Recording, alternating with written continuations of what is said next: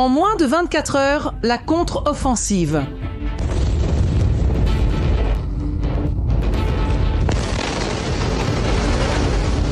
Des drones et des missiles iraniens ont été lancés contre Israël. Première vague d'attaque. Le dôme de fer a contrôlé la situation. Des systèmes de défense ont aussi été activés à Jérusalem. Les médias israéliens ont rapporté plusieurs impacts dans le pays, y compris sur des sites militaires. Selon les rapports, une attaque directe contre ce bâtiment aurait piégé des personnes à l'intérieur. Essayez d'imaginer ce qui arriverait à l'État d'Israël en ce moment s'ils avaient des bombes nucléaires. Nous allons continuer à attaquer les centrales nucléaires de l'Iran, nous allons continuer à attaquer la direction militaire de l'Iran et nous allons continuer à attaquer également les centres de production de missiles balistiques de l'Iran afin qu'ils ne continuent pas à représenter une menace aussi grande, aussi immédiate pour le territoire d'Israël. Pendant que vous regardez cette vidéo, Israël et l'Iran livrent la plus grande bataille directe de leur histoire.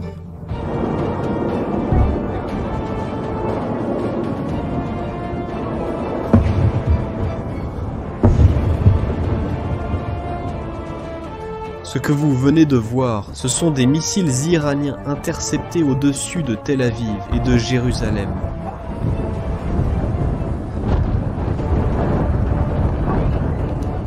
Nous parlons de plus de 300 projectiles tirés sur le territoire israélien. En Iran, des installations nucléaires ont été attaquées. Des commandants militaires ont été éliminés. Et cela pourrait n'être que la première salve. Et ceux qui pensent qu'il ne s'agit que d'un simple échange d'hostilité se trompent. C'est la nouvelle réalité d'un conflit qui peut s'intensifier en quelque chose de bien plus grave. Pourquoi cette fois-ci ont-ils franchi une ligne rouge qui semble irréversible? Pour la première fois depuis des décennies, Israël et l'Iran s'attaquent directement depuis leur propre territoire, sans intermédiaire, en assumant ouvertement la responsabilité. Sommes-nous au bord d'un conflit majeur de proportions mondiales? Dans cette vidéo, nous allons vous montrer ce qui est vraiment en jeu, et ce qui pourrait se passer à partir de maintenant. Tout a commencé dans la nuit du 12 au 13 juin. Israël a lancé ce que les spécialistes appellent l'opération militaire la plus complexe et la plus dangereuse de son histoire. Plus de 200 chasseurs israéliens, travaillant avec des équipes de renseignement infiltrées secrètement sur le territoire iranien, ont attaqué simultanément des cibles dans tout l'Iran. L'objectif était clair, éliminer le programme nucléaire iranien et mettre fin à la direction militaire du régime. Les résultats ont été dévastateurs pour l'Iran. En quelques heures, Israël a réussi à éliminer quasiment toute la haute direction militaire iranienne. Hossein Salami, le chef des gardiens de la révolution, a été tué. Mohamed Bagheri, le chef d'état-major des forces armées, a également été éliminé. Ismail Kahani, le chef de la redoutable force Quds, la branche opérationnelle des gardiens de la révolution à l'étranger, est un autre qui n'a pas survécu aux attaques. Mais Israël ne s'est pas arrêté là. Les attaques ont également touché des installations nucléaires critiques, y compris la principale installation d'enrichissement d'uranium à Natanz. Des scientifiques nucléaires iraniens ont été éliminés. Des systèmes de défense aérienne ont été détruits. C'était une opération pour tout terminer d'un seul coup. La réponse iranienne n'a pas tardé. Dans l'après-midi du vendredi 13 juin, l'Iran a lancé un barrage massif de plus de 300 missiles contre le territoire israélien.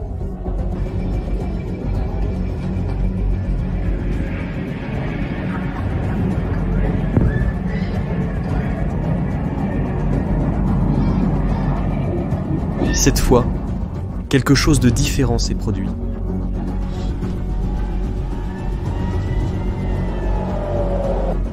Quelques missiles méchants ont réussi à percer les célèbres défenses israéliennes du dôme de fer, causant des destructions à Tel Aviv et dans les environs.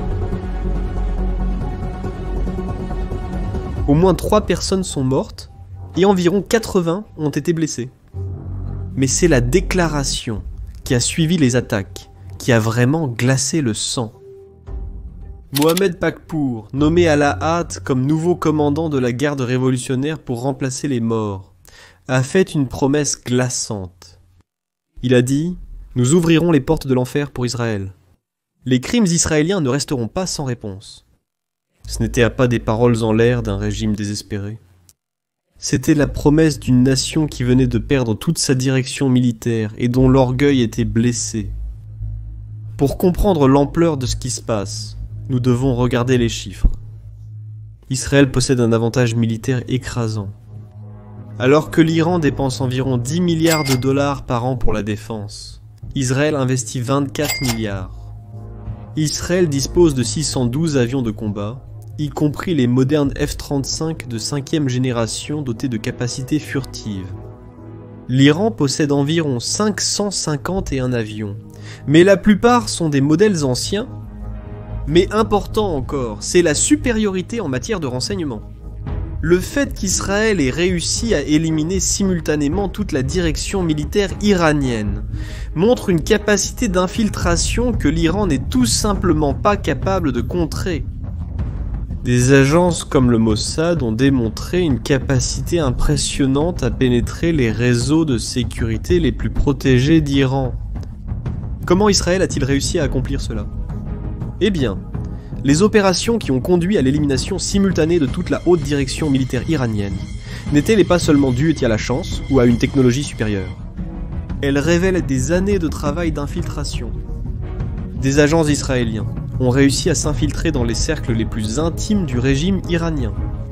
Ils savaient exactement où chaque commandant se trouverait, à quelle heure et quelle route de fuite ils utiliseraient.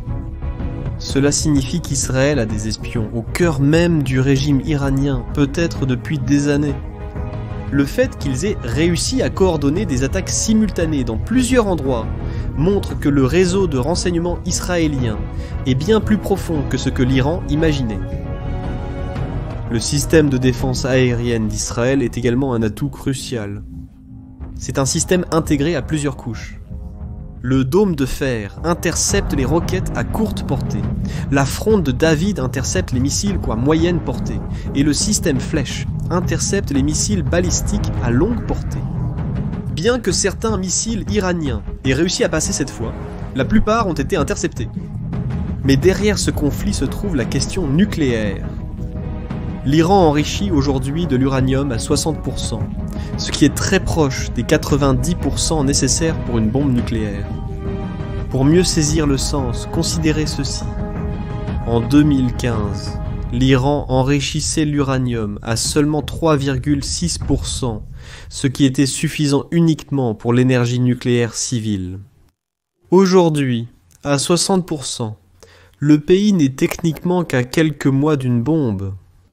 Les experts appellent cela la capacité de rupture, c'est-à-dire la capacité de produire rapidement une arme nucléaire si la décision politique a été prise. De plus, l'Agence internationale de l'énergie atomique a confirmé que l'Iran a entravé le travail des inspecteurs nucléaires en refusant l'accès à des sites cruciaux. Cela signifie que personne ne sait exactement ce que l'Iran fait dans ses laboratoires secrets. Et comme vous pouvez l'imaginer, pour Israël, un Iran doté de l'arme nucléaire représente une menace qui pourrait anéantir le pays. Pour l'Iran, la capacité nucléaire est considérée comme la seule garantie de survie du régime. Nous arrivons ici à un point préoccupant. En attaquant le programme nucléaire iranien, Israël pourrait en fait accélérer exactement ce qu'il essaye d'empêcher. Des experts soulignent que l'Iran possède déjà suffisamment d'uranium hautement enrichi pour plusieurs bombes, stockées dans des lieux secrets. Il est techniquement impossible de détruire définitivement la capacité nucléaire d'un pays en une seule attaque. Cela crée un problème terrible pour Israël.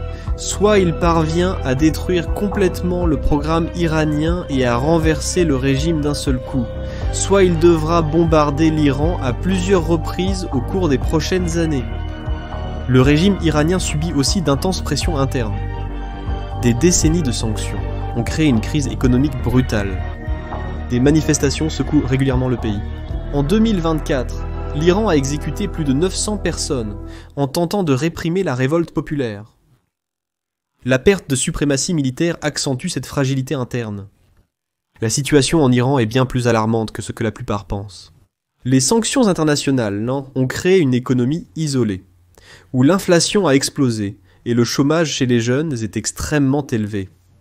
Ces mêmes sanctions ont renforcé les éléments les plus radicaux du régime, en particulier la garde révolutionnaire, qui contrôle de vastes secteurs de l'économie à travers des sociétés écrans. Le régime a répondu aux manifestations avec une brutalité extrême. Le recours à la peine de mort a explosé, l'Iran exécutant des personnes pour des accusations vagues de sécurité nationale. La discrimination contre les femmes est systématique, avec l'application violente de la loi sur le port obligatoire du hijab. Les minorités ethniques et religieuses font face à une persécution continue. De plus, l'Iran a perdu une grande partie de sa capacité à attaquer Israël par l'intermédiaire d'autres groupes. Le Hamas a été sévèrement affaibli par la guerre à Gaza. Le Hezbollah a vu ses capacités détruites par Israël. Avec ses principaux alliés affaiblis, l'Iran se retrouve de plus en plus isolé. Les chiffres révèlent une situation encore plus alarmante. Le Hamas, qui fut autrefois une force redoutable capable de lancer des milliers de roquettes contre Israël, opère désormais davantage comme un groupe de guérilla dans la clandestinité. Le Hezbollah, qui possédait un arsenal estimé à plus de 100 000 missiles et roquettes, a vu sa direction pratiquement décimée par Israël en septembre de l'année dernière.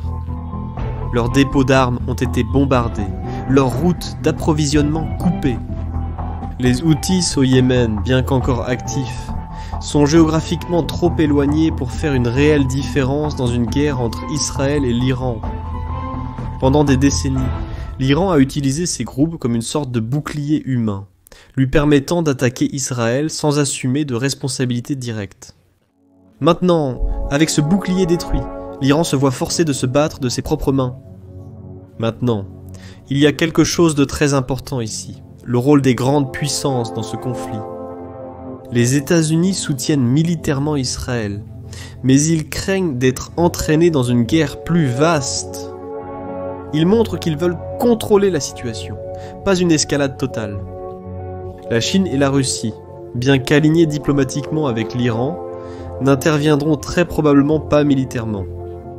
La Russie est occupée en Ukraine, et la Chine dépend de la stabilité des routes énergétiques du Golfe Persique.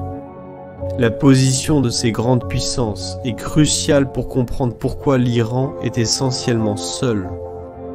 La Russie, bien qu'elle soit partenaire de l'Iran sur certaines questions, fait face à ses propres difficultés. La guerre en Ukraine consomme d'énormes ressources militaires et économiques russes.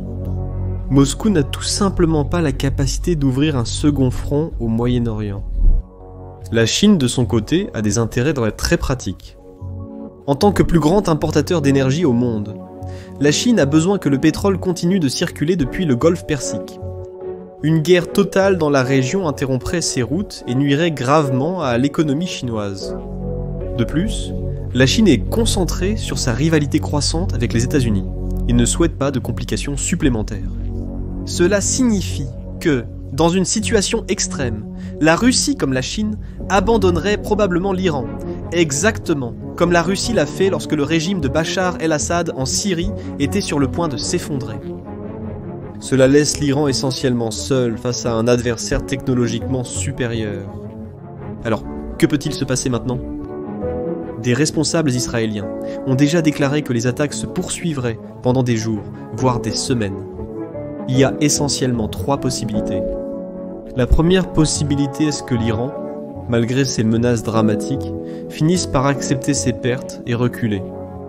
Dans ce cas, Khamenei déclarerait une victoire symbolique pour le public intérieur et les tensions diminueraient progressivement. Israël continuerait à mener des frappes ciblées pour maintenir le programme nucléaire iranien sous contrôle. La deuxième possibilité est une spirale de violence due à une erreur de calcul. Une attaque peut provoquer des victimes civiles inattendues, ou un missile peut toucher une cible particulièrement sensible.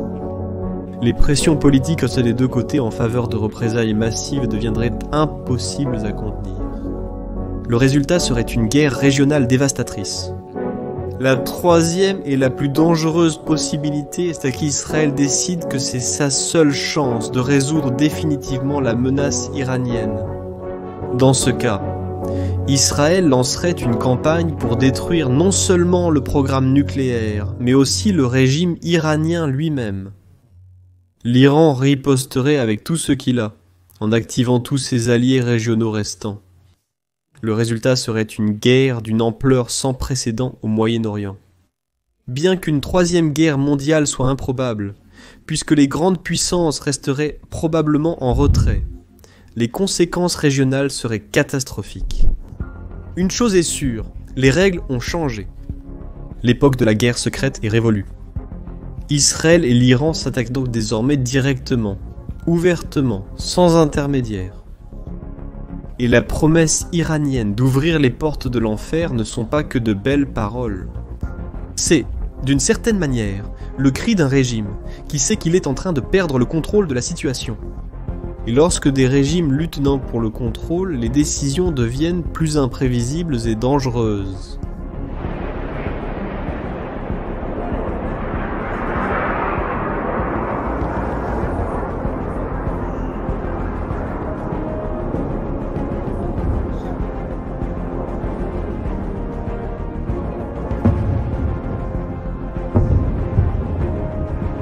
Ce qui se passera dans les prochaines heures peut déterminer si cette crise sera résolue, ou si elle se transformera en quelque chose de bien plus grave.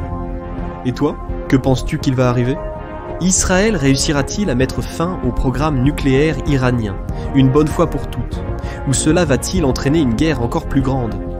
Laisse ton avis dans les commentaires. Si cette vidéo t'a aidé à mieux comprendre cette situation complexe, n'oublie pas de t'abonner à la chaîne et d'activer la cloche pour ne manquer aucune analyse sur les événements les plus importants du monde. Merci beaucoup d'avoir regardé, on se fait à la prochaine vidéo.